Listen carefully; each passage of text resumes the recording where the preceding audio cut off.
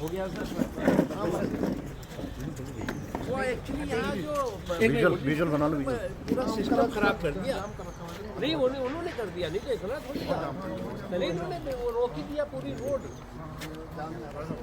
देखिए, मैंने इसीलिए कहा ना कि जहाँ तक किसानों का सवाल है, किसानों के बारे में इस सरकार ने, केंद्र की मोदी सरकार ने मेरा गांव, मेरा देश, मेरा खेत, मेरा खलिहान, मेरा कृषक, मेरा किसान, उसको प्राथमिकता दे करके शुरू से जो है, जब से ये सरकार बनी है 2014 से लगातार जो है वो किसानों के सरोकार के लिए ये सरकार समर्पित रही है। एमएसपी का जहाँ तक सवाल है, खुद शिवराज चौहान जी ने कहा है कि सभी फसलों की एमएसपी मिलेगी। यहाँ तक कि बहुत सी ऐसी फसलें हैं जिनके कि दाम एमएसपी से ज़्यादा मिल रहे हैं, लेकिन अफसोस की बात है कि कुछ किसानों के, कुछ भोले भाले किसानों के कंधों पे बंदूक और कॉन्स्पिरेसी का संदूक लेकर के कुछ लोग किसानों के हितों को हाईजेक करने की साजिशें कर रहे हैं। अखिलेश यादव जी ने कहा है कि भाजपा के एजेंडे में रोजगार और नौकरी नहीं है। भाजपा के एजेंडे में रोजगार भी है, भाजपा के एजेंडे में नौकरी भी है, भाजपा के एजेंडे में समावेशी विकास भी है, सर्वस्पर्शी सशक्तिकरण भी है।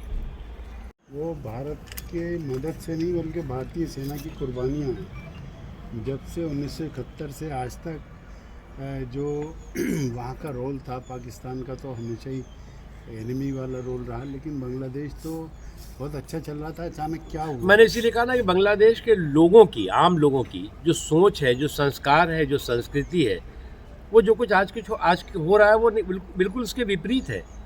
और बंग बंधु के नेतृत्व में जो वहाँ पर बांग्लादेश को आज़ाद कराने के लिए, वहाँ की लोकतंत्र के लिए जो लड़ाई हुई और भारत ने मजबूती के साथ इस लोकतंत्र के जो जुनून और जज्बे के साथ जो जंग थी उसमें भारत ने सहयोग किया, सपोर्ट किया। लेकिन ये जो दिन आए हैं, ये बांग्लादेश के आम लोगों के कारण नहीं आए हैं, बल्कि बांग्लादेश की पूरी व्यवस्था को कुछ अलगाववादी, आतंकवादी और कट्टरपंथी ताकतों ने जिस तरह से हाईजेक किया है, उसकी वजह से।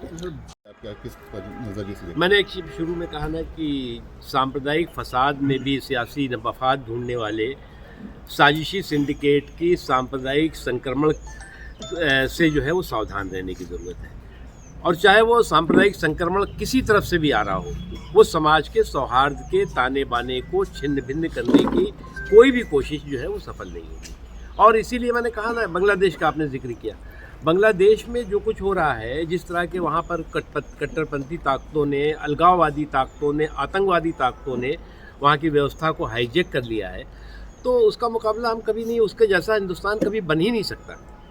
हिंदुओं की सुरक्षा होनी चाहिए और उसकी सुरक्षा को सुनिश्चित करने के लिए बांग्लादेश की सरकार को सशक्त तरीके से आगे काम करना होगा। और भारत की ये नैतिक और मानवीय रिस्पॉन्सिबिलिटी है कि वहाँ के अल्पसंख्यकों की रक्षा करे, उसके लिए जो भी करना है।